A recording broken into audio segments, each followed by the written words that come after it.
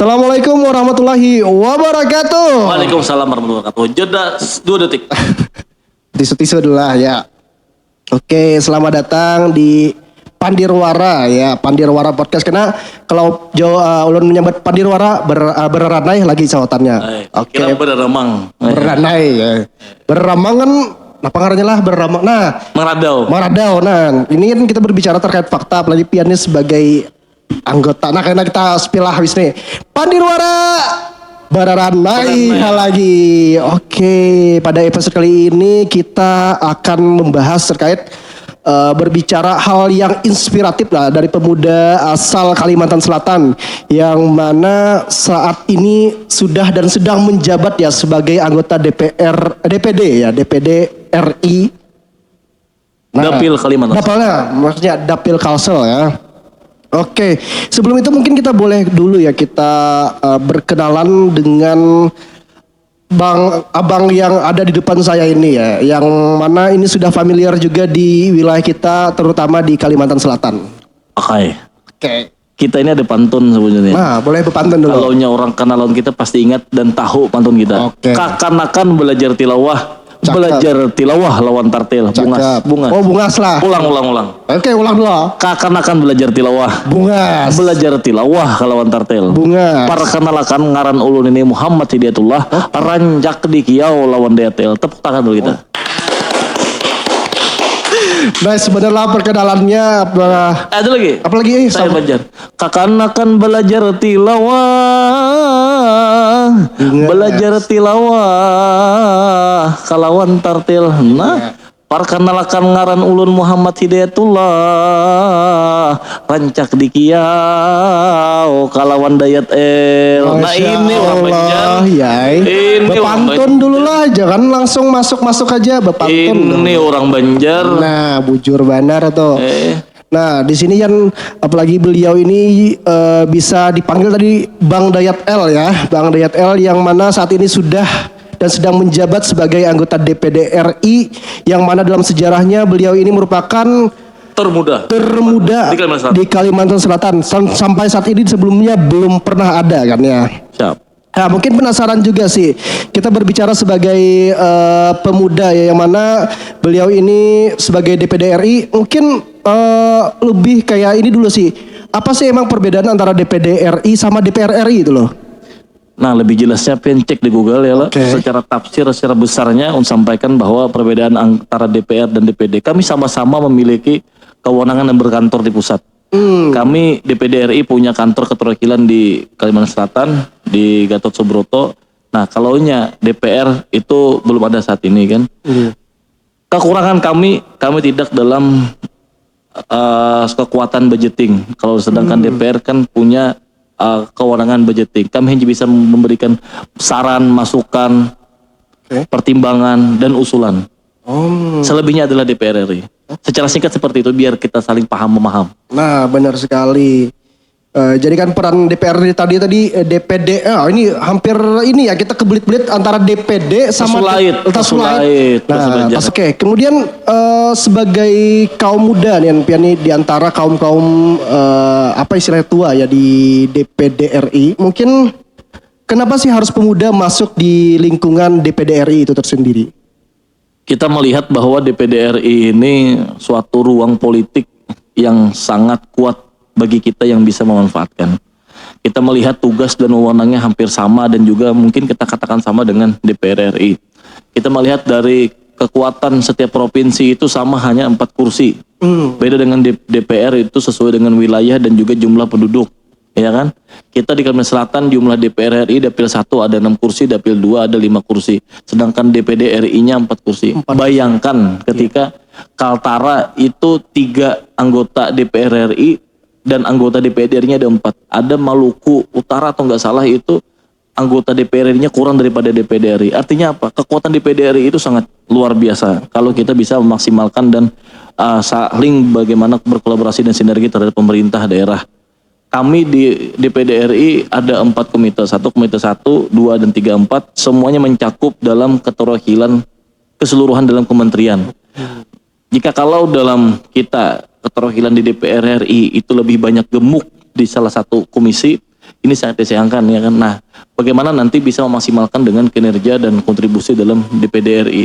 Nah, kita melihat disitulah kira-kira kekuatan dan bisa mengembangkan bagaimana program-program yang bisa dikolaborasikan dari pemerintah daerah lewat DPD RI, seperti itu. Oke, nah kemudian nih, tadi disebutkan bahwa kalau DPD ini memiliki kekuatan, salah satu memiliki kekuatan yang powerful ya di sebuah lembaga pemerintahan di Indonesia berarti. Kalau kita lihat kami ini dalam MD3, Undang-Undang MD3 itu kan termasuk dalam MPR, DPR, dan DPD. Artinya suatu kekuatan payung hukum yang kita rasakan di sini, kami sama-sama anggota MPR RI, punya hak wewenang bagaimana nanti keterlibatan isu-isu yang terjadi di pusat dan di daerah yang kami sampaikan di pusat. Dan tentu kekuatan DPD yang kita rasakan hari ini, kita banyak hari ini berkolaborasi, berkomunikasi baik dengan beberapa kementerian. Yang terjadi kemarin itu musibah banjir, ternyata saya rasakan bagaimana kop surat DPD RI yang B86 punya saya ini, saya kirimkan ke Kemensos, ternyata alhamdulillah direspon baik. Artinya bagaimana kita aja lagi yang jemput bola untuk program-program tersebut dan merasakan bagaimana dampak kekuatan DPD RI tersebut. Oke.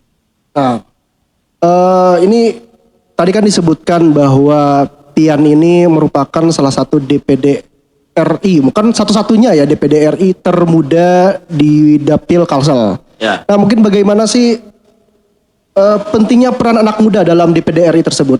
Pertama, sebelum kita jauh bicara tentang porsi anak muda, kan? Sebenarnya kita calon anak muda ini bukan membunuh karakter ataupun membunuh karakter politik dari range usia. Oke. Ya kan? Artinya semuanya sama, semuanya memiliki kesempatan, semuanya memiliki hak yang sama.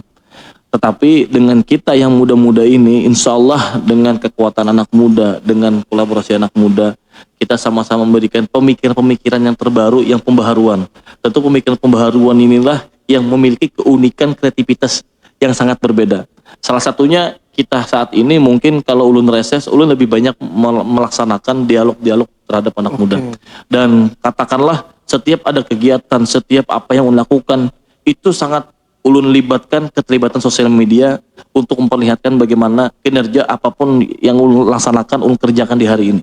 Seperti itulah yang mungkin kreativitas yang ada berbedanya terhadap politikus yang kita laksanakan di anak muda. Oke, dari keterbaharuan sama penggunaan media sosial ya sebagai media. Kreativitas anak muda lah. Kreativitas anak muda. Kreativitas anak muda. R-nya bina betagar dah ulun nah.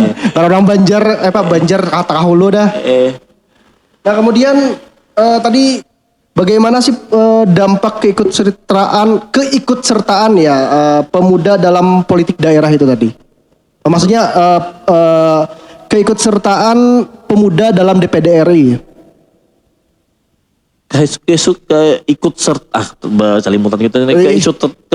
Keikutsertaan. Nah, iya. Anak muda di DPD RI ini dan kita katakan hari ini hampir 60% di DPD RI itu orang baru dan rata-rata 40% adalah anak muda. Oke, 40%. 40% anak muda. Presentasi yang lumayan Jadi tinggi kan. ide, cara penyampaian kami, cara style politik kami itu semuanya gaya yang muda. Oke. Makanya sekarang di tahun periode ini para menteri sering mampir dan main ke rapat kerja di DPD RI yang biasanya itu kami lihat secara sosial media. Ini tahun ini paling terbanyak. Karena apa, melihat dalam pembaharuan politik yang saat ini yang kita jalani. Dan style anak muda seperti kita berikan pemahaman tadi adalah kreativitas mungkin yang terus melibatkan sosial media.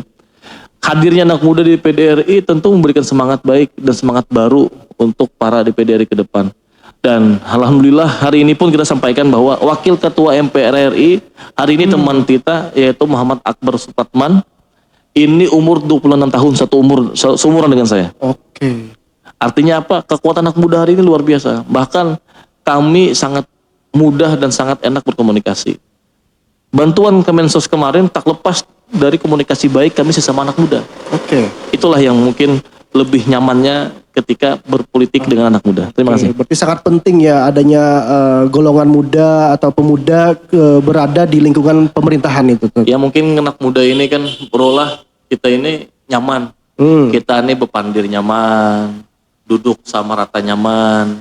behulutannya mah. Nah, hulutan lah. Habis itu besesambatan ya kada baperan. Oke, iya. Nah paling penting kada mangatulahani. Nah, itu. Buhan pian sariki ulun ya kada apa. Buhan pian hincik ulun ya kada apa. Bahasanya nih kan. Iya, iya. Dihantak kada apa. Karena ulun anum. Iya. Proses ulun ini adalah proses anak muda yang harus belajar keras terhadap politik. Harus dipaksa cepat. Ulun adalah lulusan sarjana pendidikan seni. Kalau disambungkan dengan politik ini jauh sangat berbeda, sangat jauh dengan apapun pemahaman dalam pembelajaran ulun secara kuliah. Oke. Ya kan? Iya. Tapi yang bisa ulun maksimalkan adalah bagaimana seni berpolitik.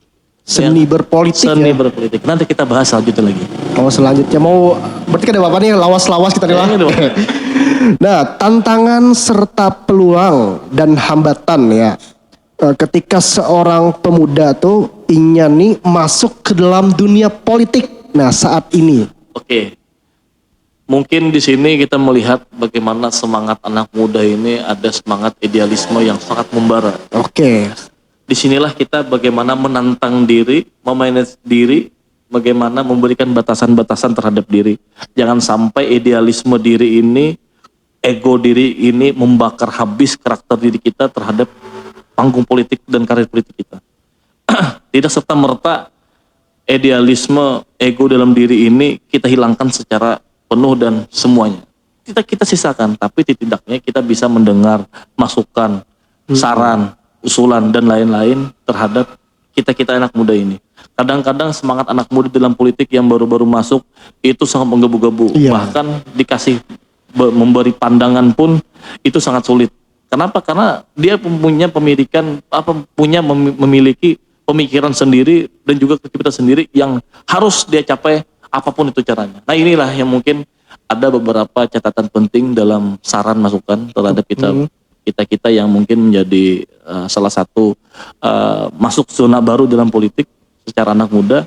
Inilah yang menjadi PR rata-rata disampaikan oleh para senior. Oke, jadi PR juga ya bagi kita kaum muda jika ingin memasuki dunia politik. Nah, balik lagi yang Balik lagi ya. Oke. Balik lagi ke pandiran Pian tadi yang terkait seni berpolitik tadi kan. Bagaimana Pian ini merupakan backgroundnya anak seni ternyata ya kan, baru tahu juga ya, maaf. Mungkin apa sih itu seni berpolitik ya? Seni berpolitik adalah bagaimana kita ini bisa memasang tokoh-tokoh politik dalam diri kita ini. Oh, seperti apa itu, Bang? Contoh kita bersama petani, ya kita harus memposisikan diri sebagai orang yang harus paham dengan petani. Paham, ya, seperti itu kan? Iya, memahami kondisi. Anggap kita bermain teater, tapi teater yang jangan sampai menipu dan mendustakan karakter kita dan jangan sampai memberikan kezaliman terhadap karakter kita. Oke. Contoh kita hari ini di mahasiswa, kita bagaimana hari ini bersikap kita sebagai mahasiswa. Jangan kita hadir di sini sebagai kita yang harus dihormati, harus seperti apa ya. Anggap seperti mahasiswa juga kita. Kan 2 tahun kemarin kita jadi mahasiswa. Iya, masih mahasiswa ya. Kalau Buhan Pian ini tahu mahasiswa, beasiswa bidik misi, nah itu dulu. Bidik misi. Angkatan tahun berapa, Pian? Ulun angkatan 2016. 2016 lulus tahun? 2022. 2022. Lawas kita lulus. Tapi kan karirnya di bidang politik langsung Dulu sambil berusaha. Oh, sambil berusaha. Dulu cuci sepatu, Cuci sepatu. jual nasi goreng, Oh iya. jual pakasa mendunia, sampai ke Thailand dulu. Waduh. Ya, jadi berusaha. Sambil Oke, berusaha. luar biasa. Berarti udah bisa sampai ke Thailand itu. Dan hari ini ulun baru buka itu pentol kuah. Pentol kuah. Buat kita ketujuh. Iya, bujur. Ketujuh beneran pentol kuah-kuahan. Namanya Elbos Pentol. Elbos Pentol. pentol tuh di mana tuh? Dulu namanya cuci sepatu itu namanya cuci sepatu Elbos Care. Elbos Care lah. Tahun berapa itu, Bang, biar cuci sepatu? 2020 kalau nggak salah. 2020. Itu rame. Soalnya rame dulu. Rame. Kebetulan lu cuci sepatu juga, Bang. Oh, kemarin. Iya, sama malah. Lu ngeronnya cuci cuning, cuci bersih, cuci bening. Itu karena kayaknya kita tuh harus geser diskusi kayaknya. Soalnya kan kita ini sudah lapah lawan membahas terkait politik di Indonesia, apa caruk maruknya politik kita kalau Han. Terserah pandir bahaya. Terserah pan itu bahaya, nah apalagi ini direkam pulang. Pian sebagai DPD RI pulang, nah karena sasaran kena Pian Bang, ngomong kadalah. Kamu kami ini orang Jabar aja kayak itu nah. Mungkin ada lagi kah Pian hendak yang disampaikan sebelum kita close terlebih dahulu ya. Mungkin saran dulu. Nggih. untuk para mahasiswa ataupun anak muda yang ingin masuk ke politik itu jangan takutan. Jangan takutan gitu. Ada caranya, saya kira kita ini jangan takutan, harus banyak modal, harus banyak duit dulu masuk politik. Yang penting cangkal, punya karakter diri dan yakin secara poros kita bertuan sama siapa. Itu aja penting. Ini lagi Maksud bertuan yang kita maksud adalah cari bujur-bujur mentor ataupun senior yang bisa membimbing dan mengarahkan dengan baik. Yang tidak memberikan batasan-batasan dalam kreativitas kita, tapi bagaimana memberikan saran sampai mana batas-batas kita. Oke, luar biasa ya, sangat menarik sekali diskusi kita hari ini. Iya, secara cepat ya. Iya, tapi berhubung karena waktu juga ya, kita harus menutup podcast ini, dan jangan lupa juga untuk Sobat Pandirwara untuk tetap subscribe dan stay tune podcast kita di Lamang Official ya. Dan jangan kada ingat follow Instagram Ulun Dayat.l, dayat.el, dan juga follow Instagram kawanan.dayat.l. Oke, dan sudah centang biru lo. Tinggi. Alhamdulillah. Oke. Password dulu lah, Pandirwara berenai lagi lah. Nah. Pandirwara Berenai lagi.